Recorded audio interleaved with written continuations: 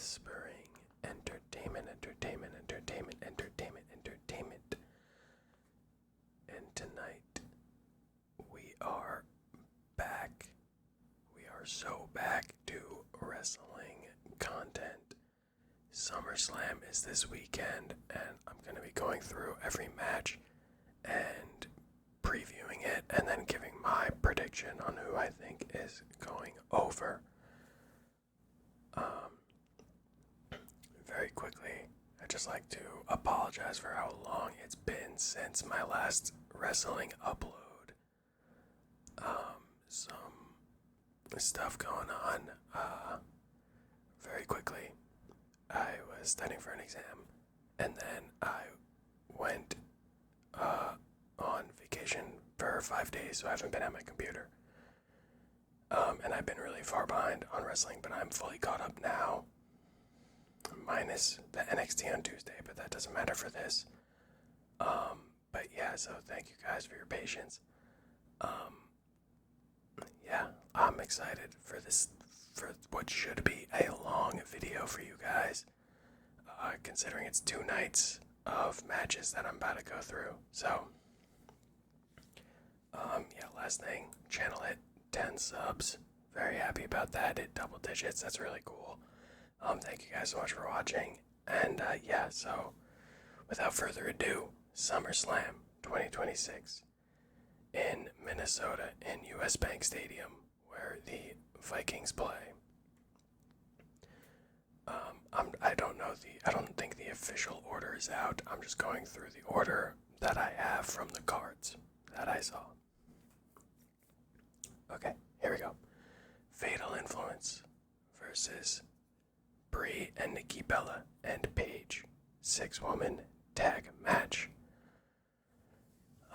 For the build of this one, it's been a couple weeks. After WrestleMania, when Fatal Influence was called up, they originally came out attacking Paige and the Bellas. So they've had a lot of matches. The 6 of them have all had matches in between each other, tag matches, singles matches, for a couple weeks. So, although this isn't going to be like the final payoff, it seems pretty obvious to me that the Bellas and Paige are going to get this win, and specifically that either Brie or Nikki is going to get the pin in this match. Obviously we know that Nikki and Brie were supposed to have that title run that Brie and Paige just had, and they would have had that if it wasn't for Nikki's ankle injury before WrestleMania. So now, if the Bellas pin Fatal Influence, they kind of settle that score from Paige and Brie losing, so Paige can kind of be done with that chapter and she could transition into her singles run, which she was supposed to have, I would imagine. And then it would also give the Bellas a justification for getting a title shot for the tag titles against Laney and Fallon. So I just think it works very well this way. If Nikki or Brie pin Fallon or Laney, everyone kind of has a happy ending. So I'm picking the faces over Fatal Influence in this match. For the aftermath, the only thing I don't like about this is that JC Jane is taking another L, which I don't really like. I would like her to get pushed. I liked JC in NXT. Fallon and Laney I'm kind of whatever on. They don't have much character, but JC I like. But unfortunately this loss has to happen. Unless, they're slow playing Nikki back from the ankle injury, or they're really not going to get this title run. But I think the whole point of Brie coming back was to have this title run with her sister. It seemed like it always gave the vibe that Nikki was more into it than Brie on this comeback, but we'll see. We go from a 6-woman tag to a 6-man tag match with LA Knight, Solo Sikoa, and Royce Keys teaming up against the Bloodline, which is just Jacob and Jimmy and Jay. Uso. So, obviously, the background of this match, LA Knight has been beefing with the Bloodline since before I've been watching, but since the new Bloodline, LA Knight has been beefing with them. Solo has been beefing with them too. He refuses to join them. They're trying to recruit him. He's not about it. And then obviously Royce and Jacob have their history from, outside of WWE to bring into this match. I would say that the faces need the win more. They need more momentum. The Bloodline taking this loss, it doesn't really matter. As long as Roman is the champ, the Bloodline losing doesn't really do anything. Like, it doesn't really matter. They're not really hurt because their tribal chief is still at the top, so they're going to be at the top. It doesn't really matter. They kind of go as far as Roman will take them. But as for the faces, they need this win. LA Knight has been brought up in world title talks recently, specifically with Seth in the ring. And then Solo has his face turn kind of going on right now, so he could use some momentum. And then Royce is obviously new, and he won the Andre the Giant Battle Royal, so he's kind of getting a push a little bit, because he's kind of cooled off from that, because that was already a while ago, but he's new, he needs a win as well. So I just wrote Team LA Knight, because I don't know what else to call them, over the Bloodline. Like I said, LA is supposed to be next in line if Seth wins the title. That was supposed to be promised to him. But as far as after LA Knight, I really have no idea what anyone else in this match is going to be doing, win or lose. You would imagine the Bloodline will just harass whoever the number one contender is for the title, assuming Roman still has it. Solo will probably still be in the Bloodline kind of story of like going against them. And then Royce could maybe feud with Jacob. But the problem with Royce feuding with Jacob is that Royce is on SmackDown and Jacob was moved to Raw, so I'm not sure how they want to do that. But yeah, there's not much for any of these guys, except maybe LA, but that's a big maybe. Next match for Saturday is Gunther versus Nick Aldis. Not much build here. Gunther, ever since he got to SmackDown, was just kind of being annoying. And then eventually they started having physical altercations, and here we go.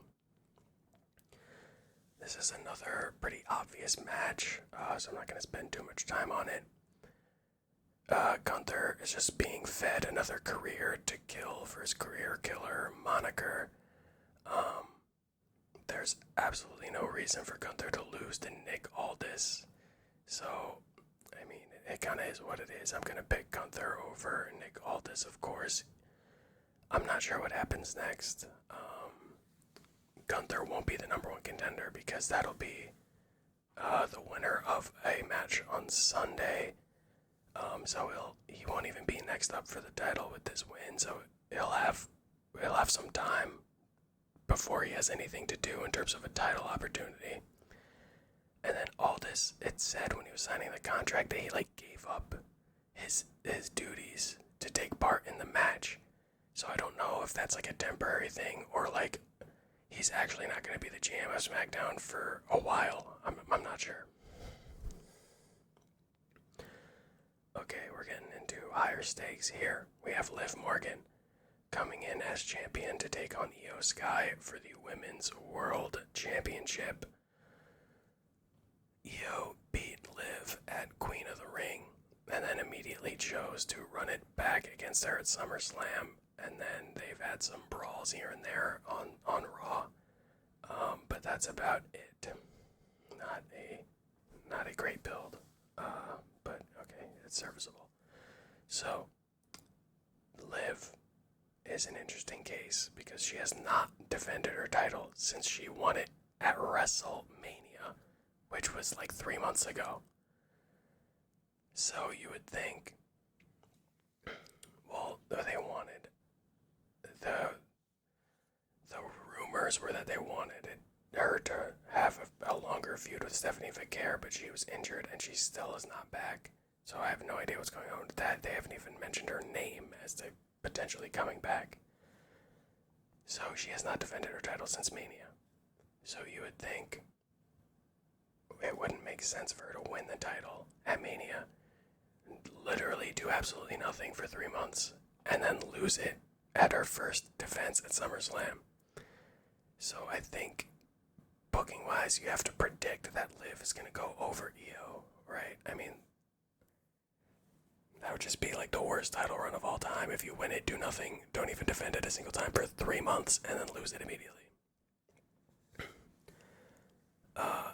But the thing about this is, if Liv wins, are they still waiting for Stephanie for Liv? Like, I don't think Io Sky versus Liv Morgan is going to be a long feud. Like, this is their second match. Are they still waiting for Stephanie? Because it doesn't seem like there's anything down the pipe for Liv, even now. So, I feel like they never really said how bad Stephanie was hurt, but she's still out. Surprising to me. And then I have no idea what Io would be doing after this match, after she loses this. She's obviously a main eventer, but, I mean, who could she feud with on Raw? Like, I'm not sure what they would do with her after this, but I think Liv will win. The second to last match here for Saturday is, of course, the highly anticipated Hell in a Cell match between Brock Lesnar and Oba Femi.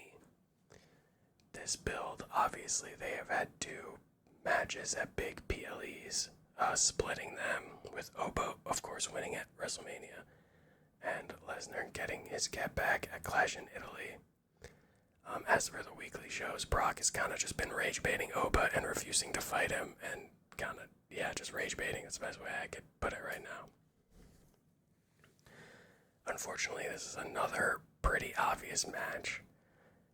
Brock is going to retire in Minnesota, and this is going to be the end of their best of 3 between him and Oba.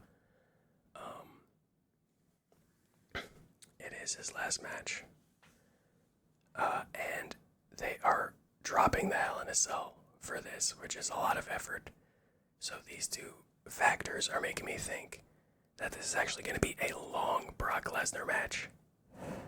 I know recently Brock Lesnar matches have been short.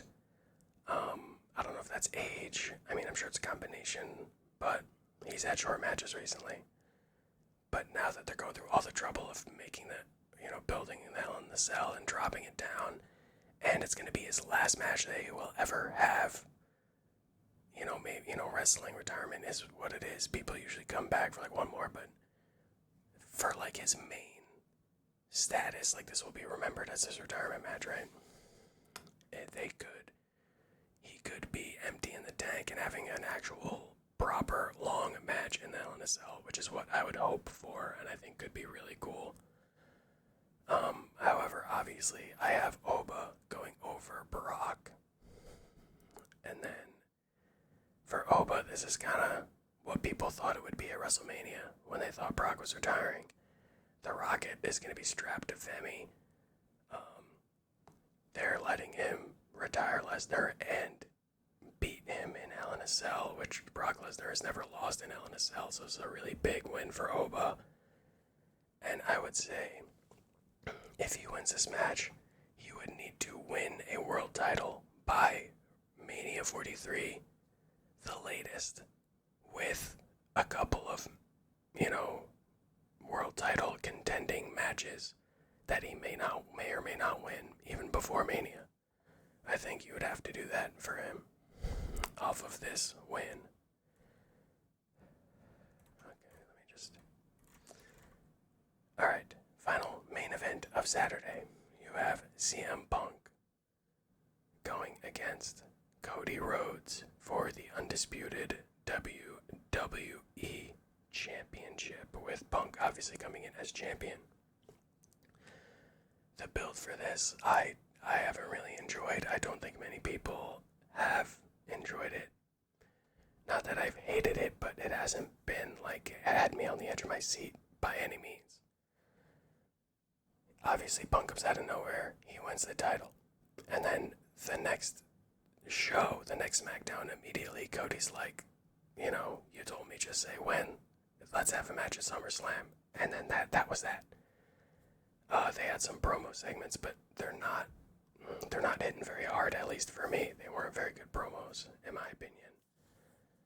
They're kind of just relying on the fact that people like Cody, people like Punk, so therefore it's like a marquee thing, but I don't think the build has lived up to that kind of reputation of these guys, right? This one is not obvious. This could go either way. I'm really not sure who they're going to go with here. On one hand, does it make sense to bring Punk back for a 3-week title run just to lose to Cody? You could add Sammy, lose to Cody at SummerSlam. Like, what would be the difference? The only difference would be that you could say down the line that you had a CM Punk versus, American Nightmare Cody Rhodes match. That's like the only reason why you would do it this way, just so that you could have that just for the name value. So that's why I think Punk would be likely to win, because he's had a short title run. Doesn't make sense for an old guy to have a short title run like that. On the other hand, why it would make sense for Cody to win? Does it make sense, or not doesn't make sense, but do I see them having Cody lose back-to-back title matches? He lost, he got pinned at Night of Champions, and now he has another title opportunity. Is he going to go back-to-back losses for a world title? I don't know if I see that happening. Cody is booked very strong right now. He's QB1, even without the title, he's QB1, so do I see him losing 2 matches in a row for the title? I don't know if they would do that. But let's say Cody does win. What would an old CM Punk do without the title on SmackDown? Punk hasn't hinted at retirement at all, but it seems like close. The internet at least seems like is saying that it's close because they're looking at him in these matches. He always looks like he's working real hard. But yeah, so what would a Punk that's maybe close to retiring do on SmackDown without the world title? Do we want to see him feud with... Is he in the phase of his career where he's like feuding with Trick Williams to put him over? I don't know. It just doesn't seem right. So, all that being said, I have CM Punk going over Cody. Like I said, it's a coin flip, but I think that CM Punk winning ties into the number 1 contender match on Sunday better, and I'll explain that when I get to that match. And then, so obviously Cody lost back-to-back, would be losing back-to-back undisputed title matches, but is Punk really supposed to job to Roman and then job to Cody, basically back-to-back? He has 1 match in between that. He has to lose both titles to Roman and Cody, the 2 guys. That's not a great look. That kind of sucks for him, right? I just think Cody can get it back a little bit later when it's closer to Mania or something like that. And Punk hasn't wrestled any of the SmackDown guys yet, so I feel like you could have a lot of matches for Punk if he holds on to this title that Cody you may have seen, because he's been on SmackDown longer. I don't know the full history of both these guys against the SmackDown roster, because I've only been watching modern WWE more recently, but I would imagine Cody's had more matches with the Damian Priests of the world, the Trick Williams of the world, not Finn Balor, because Punk has wrestled Finn Balor, but people like that on SmackDown that Punk has not. So real quick recap of night 1.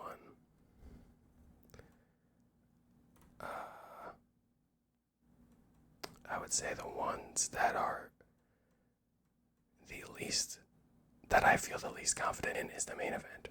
I think every other one I'm pretty confident in. Obviously the Bloodline I would say the 6-man tag would be the second like least confident I am. And then the main event, I think, is a coin flip. I think the rest of them are pretty much set. I think my predictions make a lot of sense. But we'll see what happens.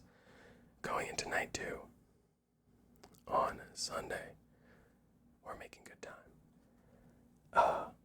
I'm surprised. Maybe I need to slow it down a little bit. No, because we still have 6 matches left. But here we go. Penta, the champion, fighting Chad Gable for the Intercontinental Championship. The build up to this, obviously Gable had his original El Grande run, and then he had the Mask vs. Mask match, and then he's been on his apology tour to all the luchadors. I'm not a fan of this build. I have one big problem with it. Obviously Gable needed to turn face, to pay off that El Grande run, where, he realized that he made a mistake and he was making a fool of himself and of, the lucha libre culture, so he turns face. Okay, you needed to do that, that makes sense. But the issue with that is they kind of did it too quickly, where now Penta has this video package promo on Raw, and he's saying, he's telling Gable, I forgive you, but that doesn't erase the past. That's what he said. That's almost bar for bar what he said on Raw. And for storytelling purposes and, wrestling feud purposes, it kind of does. Saying that you forgive someone for kayfabe kind of does erase the past. Like you already admitted that you're not mad about it anymore, right? So now it's you can't rekindle that. You can't use that for the feud, for the match, because you've already forgiven him. And in kayfabe, if you forgive someone, that's kind of that for that story. At least in my opinion, I feel like that's kind of how it works. It's pretty simple stories here in wrestling, right? So I feel like they should have maybe not had Penta accept his apology until maybe after the match, and then they do a handshake after the match or whatever. Or, Chad didn't need to ask Penta for an apology. He could have went to Rey Fenix, Dragon Lee, Rey Mysterio, dragged it out and never just hadn't gotten to Penta yet, right? But no, Penta forgives him, and now they have a match, and now the match is kind of not dead on arrival, but in terms of that emotional hit, it's pretty much dead, right? Obviously, sorry, furnace came on. There's a furnace in that closet right there. I'll edit it the best that I can, but I am going to continue. I don't have a ton of time to record this. As I was saying, it should be a good match, in terms of the in-ring. But, it's not really my cup of tea. Gable's not really my cup of tea, and Penta's cool, but I think this match kind of got botched for, any story value that it could have had. I'm not positive on who's going to win this one, but there are 2 things that I think are hinting me towards what I'm picking, which is Chad Gable going over Penta and winning his Intercontinental title that he hasn't won before. 2 things. One, they've been doing a lot of hometown advantage stuff recently. You had Punk in Chicago, you had Sammy in Night of Champions in Saudi. It seems like of Tiffy, Chad, and Brock, the 3 Minnesota people on this pay-per-view, one of them has to win. And Brock's obviously not winning. And I just think that it makes more sense for Chad than Tiffany, which we'll get to later. So I think he has the Minnesota buff going for him. And then also Penta has just randomly not been on meaningful live TV for a couple weeks. He hasn't really done anything on Raw for whatever reason, anything big. He's shown up and said some words, but he hasn't done anything actually driving any story for a couple weeks. So I feel like maybe that's like hinting to them that he's kind of on the way out as champion.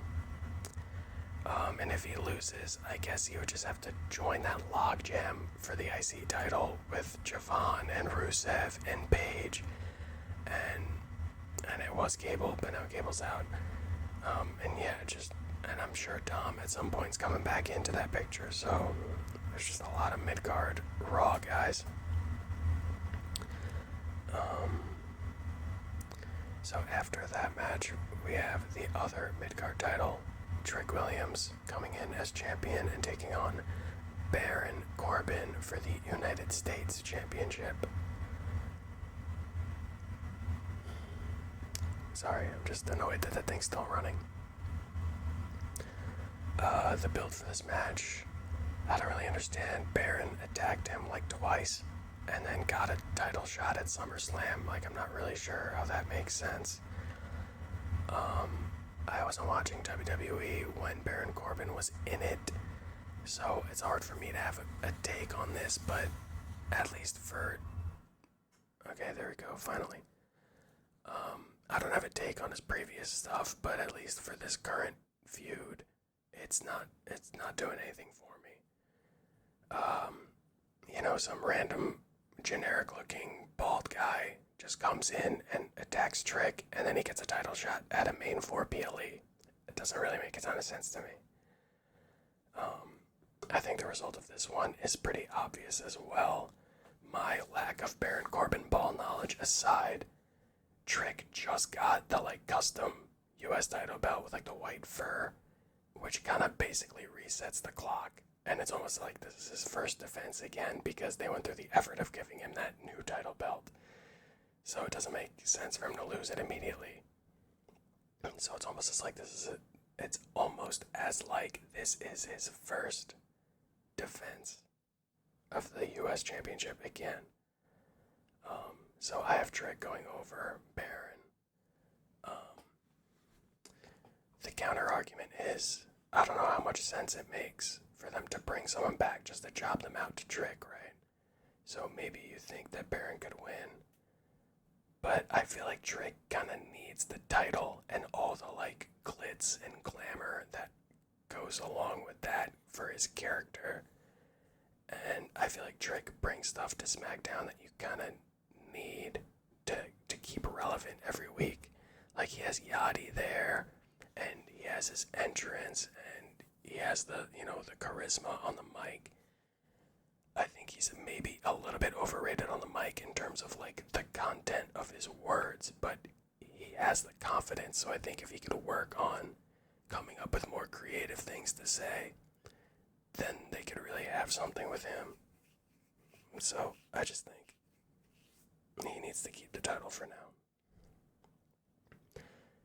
The other thing is, though, I have no idea what Baron would do if he lost. I guess he would have to have matches with Mello, because he cut him in line, and, maybe Ricky Saints or something, and maybe just keep going for the US title. I'm not sure.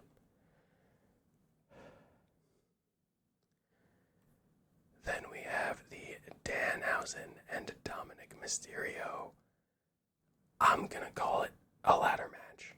I know they have it's money on a pole match or something, which also, pause, that sounds sus. They're gonna have to climb something to grab the briefcase of money, so I'm calling it a ladder match, even though I don't think it's actually gonna be the same setup as a ladder match, but that's what I'm calling it. For all intents and purposes. The build of this match, it's been going on for a while. Tom and JD McDonough paid Danhausen to curse Oba Femi all the way back during the King of the Ring semi-final.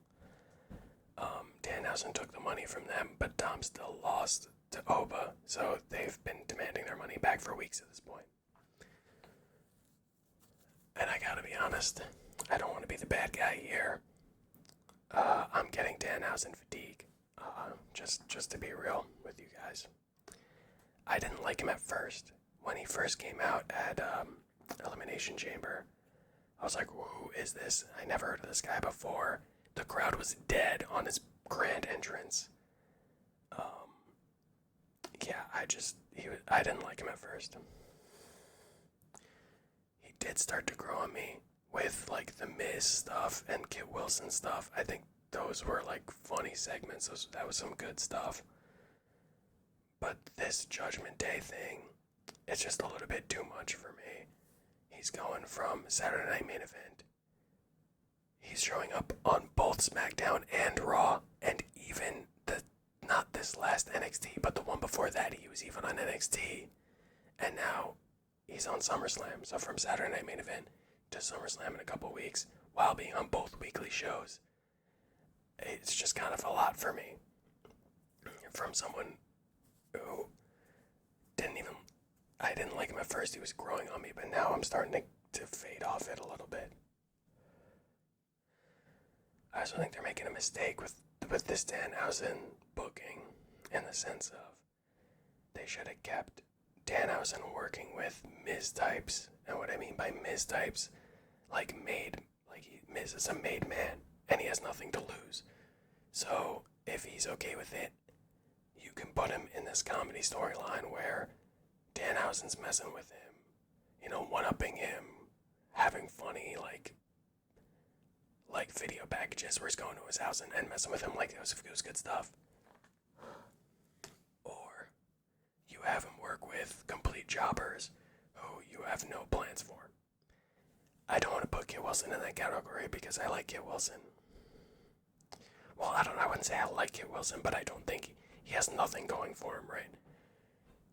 But I would say, so either made men or people that have nothing going for them. That's who you need Danhausen to work with. Maybe someone could make magic with him, right? And then revive their career as a comedy guy.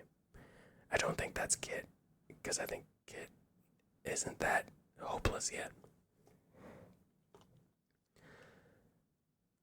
So I'm just like, why would you let Dominic Mysterio anywhere near this whole Danhausen situation? It doesn't make sense. He needs to be climbing up the card, not like jobbing out to a comedy wrestler. It just doesn't make sense to me. And then even if Dom does somehow win this match, it wouldn't even do anything for him in terms of being taken seriously because he beat Danhausen. It's like, who cares?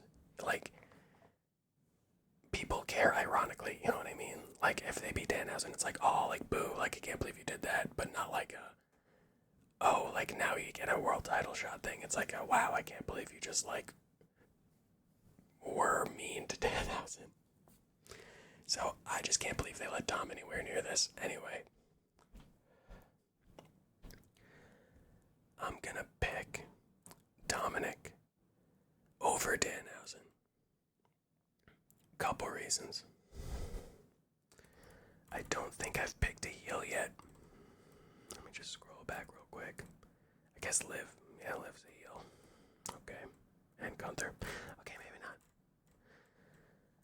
But those heels are so obvious. I don't know. I'm picking Dominic, and I'm sticking with it. If there was someone who could stop the Danhausen momentum, I think Dom could be the candidate to do that. The Knicks won the championship. Danhausen had a celebration at MSG. I think he's flying so high right now, he could slow down a little bit, and it wouldn't be terrible for him. Because he was running so hot with the curse, and with the Knicks really helped him out, ironically enough. The only problem is, he's cursed. Sorry, he's cursed, and I do think that they are still protecting the curse. So, I think they would need to find a way to get him uncursed. Like in the match, if he's gonna win. I don't think he could just win Raw while cursed, because I do think they want to protect the curse. But you could protect the curse while still having Danhausen lose if somehow the Judgment Day discover a way to get uncursed, right? And as I was typing out these notes, this was where I remembered that Liv is actually also cursed. So then I just think that makes it even more likely that the Judgment Day will find some way to get around the curse. Because I just don't think Liv can lose the match. Like I said, it's her first defense in 3 months of having the title. if she lost, it would just be such a bad title reign. I don't think they'll have that. They'll do her like that and have that on her resume as like worst women's world title run of all time, right? So I think Liv has to win, which means I think there may be some sort of storyline within the show that the Judgment Day find a way to get uncursed, and then that would also allow Dominic to win. Because I really don't want to see Dominic job out to Danhausen. They would just set him back, like, so far from where he needs to be. Or, like, so long. It takes so long for him to get back to relevancy, right?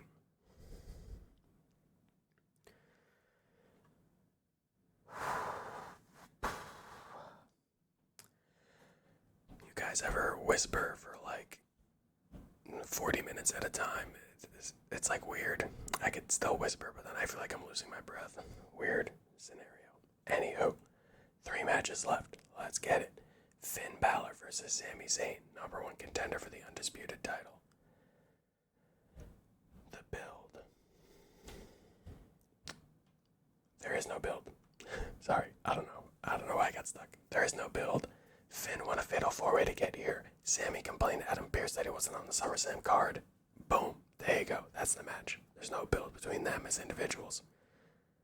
Which is fine. It's a #1 contender match. It's not that serious, right? Finn is growing on me as the weeks go by, and I learn a little bit more about him, and he was on, and I see like reels or shorts, whatever, of him giving interviews and stuff. I'm starting to like Finn. This is a match where it should be a good match, even though there's no story, and I could forgive that. Whereas Gable and Penta, I feel like they had a story that they could have done, and they fumbled it. This one is just 2 good workers, no story. Let's see what they got. I'm going with Sami over Finn. I would prefer to see Finn win, but I think I obviously have Punk winning, and Finn wrestled Punk like twice for the world title. A few months ago. It was in Ireland on Raw, and then at Elimination Chamber in Chicago, and Punk won both times, so I don't think people are clamoring to see Finn versus Punk, a 3rd time in recent memory.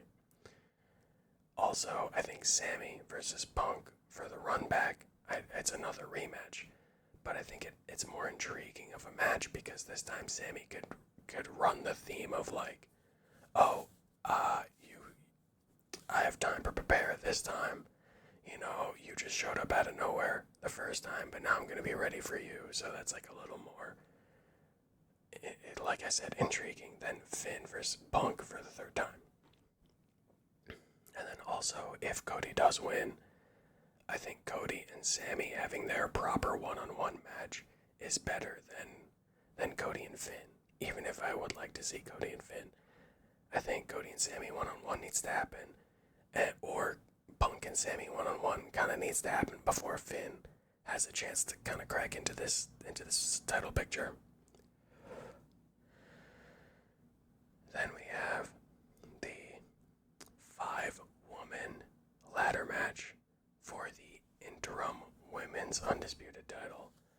And that is between Tiffany Stratton, Jade Cargill, Chelsea Green, Charlotte Flair, and then a mystery. A mystery woman that will be decided this Friday, so tomorrow on SmackDown, but I can't wait that long because if I post this, or if I'm waiting till Friday night happens to record this video, then I'm posting it on Saturday, which is the same day as SummerSlam, and then there's no time for people to actually watch it. So, unfortunately, I don't know who the 5th woman is in the ladder match, but I don't think they're going to be winning it. That is for sure. The build for this match is, I guess build is the wrong term. The background is that Rhea, her knee injury is worse than they suspected, so she's going to have to vacate the title. Then they had a series of qualifying matches to determine the 5 women in the match.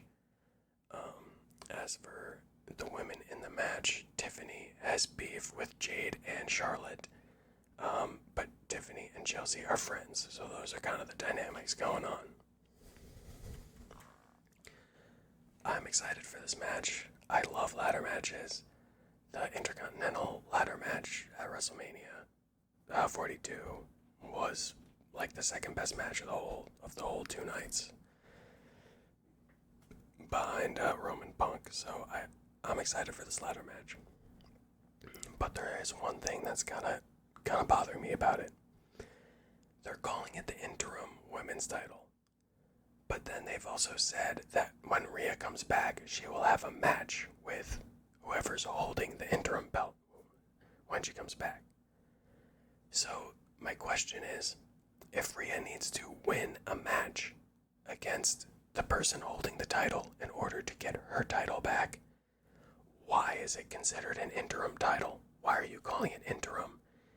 If Rhea has to beat you in a match to get it back, that's like the same thing as if she vacated it. So I just don't understand it at all. It doesn't make any sense to me. It seems like you're taking steam out of this match for no reason. Now, like on the call, when whoever wins this, it's gonna be like a new interim. Like it just you're taking glory from this person that you're gonna have win the match. When interim or not, it's the same situation. We're just gonna have to wrestle Rhea to keep it. So it just makes no sense to me. It's just stupid, in my opinion. However, they're calling it an interim title. So I think there is a reason for that. The only potential thing that makes any sense for this would be Charlotte Flair winning this match. Now, why do I say that? I think the whole point of this interim tag on this title is so that Charlotte can win this match, but it's still not officially her number 15 until she has that big match with Rhea for her number 15. I think that's kind of what they're going for. I think Tiffy 2 belts would be fun, but I'm giving Chad the hometown, feel-good win. So I don't think Tiffany's gonna get it.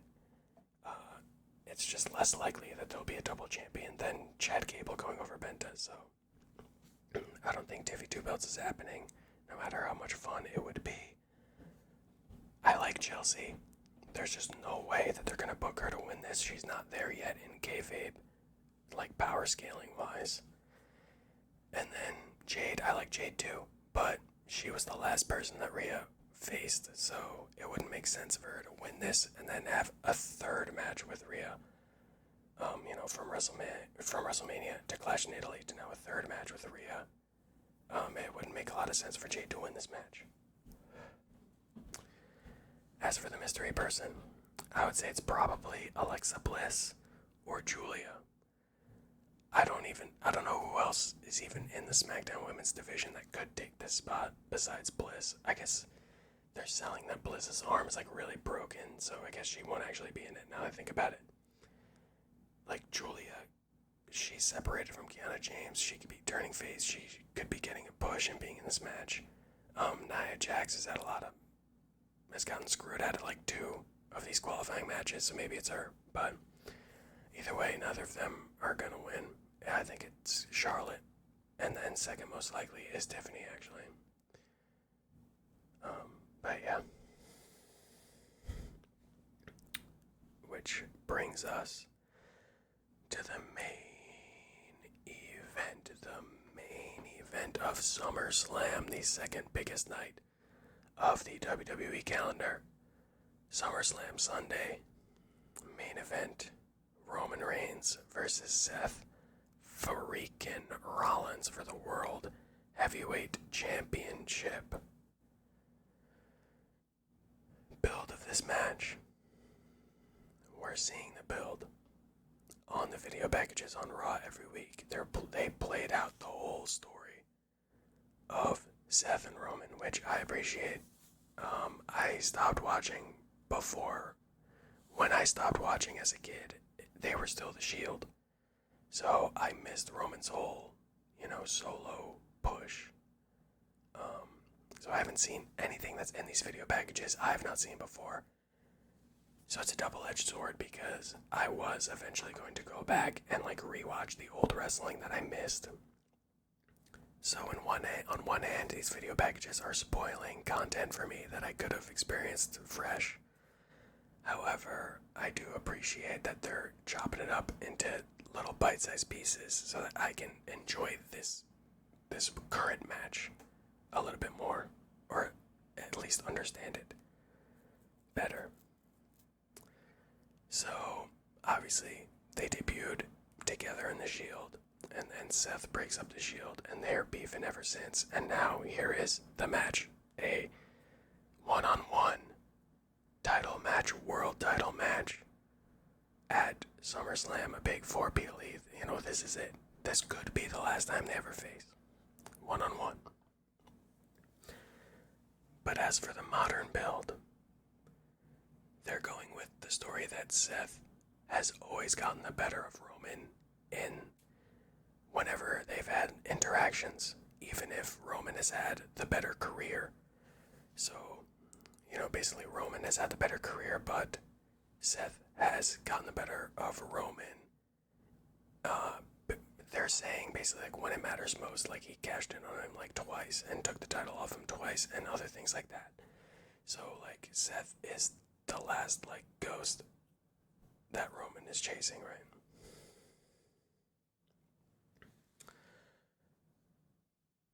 I really want to pick Seth to win this match. The bloodline, I'll be honest, isn't doing it for me. And I know it isn't doing it for a lot of the people online who have seen the first bloodline run that was very good. So now that the fact that they're just rehashing it, people aren't liking. I'm familiar with the WrestleMania 40 story, like kind of.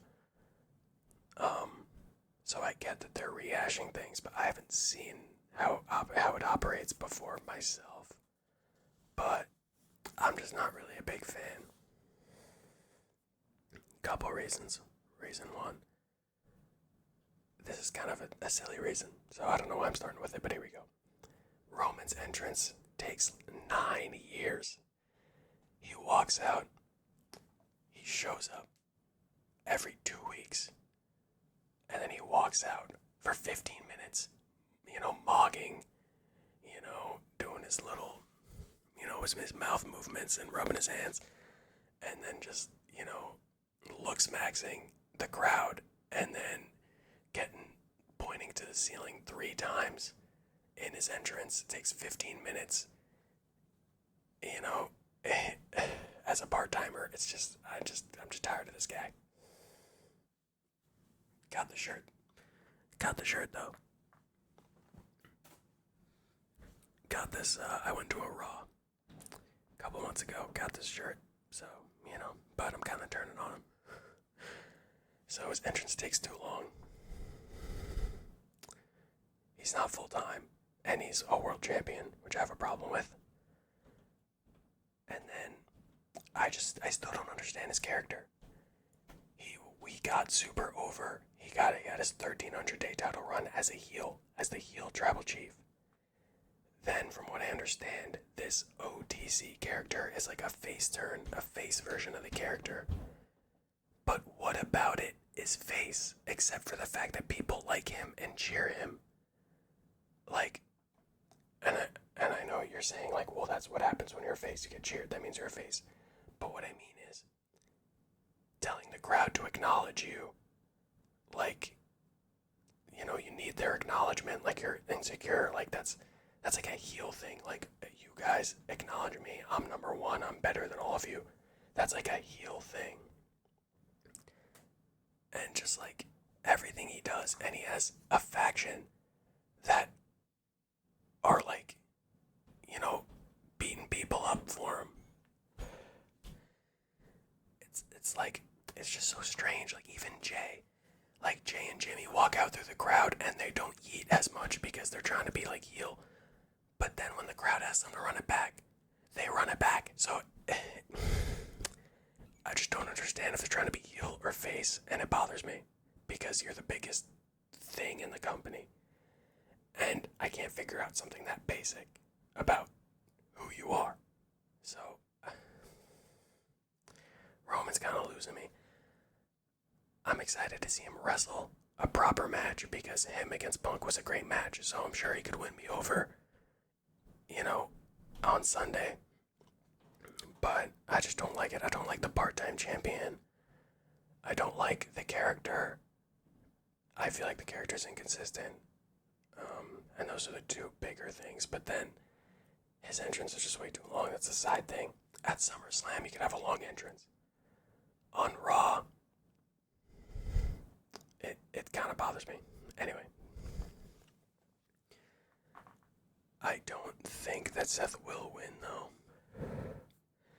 Just because I think Roman has enough creative control where if he won't want someone to get the better of him every single time. Like, if the story is that Roman has never beaten Seth when it mattered, I think Roman would use creative control to make sure that he beats Seth in this match. So, I think it would be cool if, Roman, one of the GOATs, not my opinion. I haven't seen Roman's career. I'm just saying, if you look at it, he's probably one of the GOATs. He had the super long title reign in the modern era. It is what it is. I'm just going to go with it. One of the GOATs has someone from his era very close to him, one of his peers that he was never able to beat. I think that would be cool for Seth to have that. But I just don't think that they're going to let that happen. Apologies if you heard someone just stomp across above me. I am in a basement.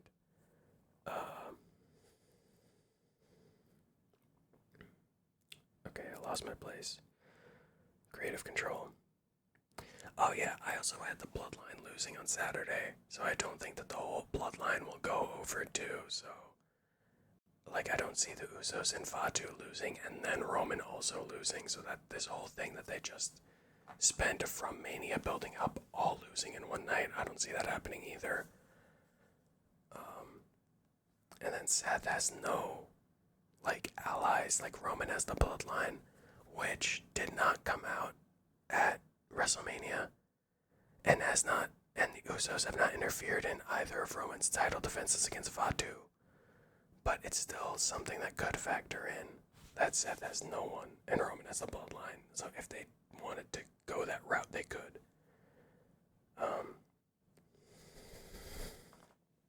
I'm still picking Seth. Give me Seth over Roman. This is just pure. I'm picking it because I'm rooting for it. I want to see Seth win this match, get back the title that he never lost. Even though I just gave a lot of very solid reasons why Roman is definitely going to win, I'm picking Seth. Give me Seth. Give me the revolutionary. Give me the visionary. Let's go. If you want actual reasons, Seth did never lose the title. He did have to vacate it. So there could be plans that Creative does have for his title run that they never got to do, that they still want to do. Maybe. And then Roman did say, after he won the title at Mania, that he said you would see me all summer. I know it's not the end of the summer, but it is SummerSlam. So maybe he's losing the belt at SummerSlam. I don't know. That's the best I got for, actual reasons why Seth might win, but I think it's overwhelmingly, the evidence is overwhelmingly that Roman will win. But it is what it is. So, real quick, I got the Bellas and Paige, Team LA Knight, Gunther, Liv, Oba, Punk, Gable, Trick, Dom, Sammy, Charlotte, and Seth winning at SummerSlam. We'll see how it goes. I'm going to do a SummerSlam review, of course. So we'll see how the predictions do then. Until then, thank you guys so much for watching. Again, Sorry for the long break between wrestling uploads. It just takes a while to watch the shows while taking notes and then record these super long videos. Not that I don't enjoy, yapping about wrestling, but I was busy for a couple weeks and it was just hard to catch up. I could tread above water by watching the shows without taking any notes. It's a lot faster. I could skip things that I'm not as interested in. But yeah, now I'm fully caught up and I'm back to my regular kind of schedule, so I should be able to get back to the Raw reviews, SmackDown reviews, and all that stuff. So yeah, thank you guys so much for watching. Thank you for spending your night with me. Thank you for spending your time with me. I really appreciate it. Yeah, until next time, good night. Peace.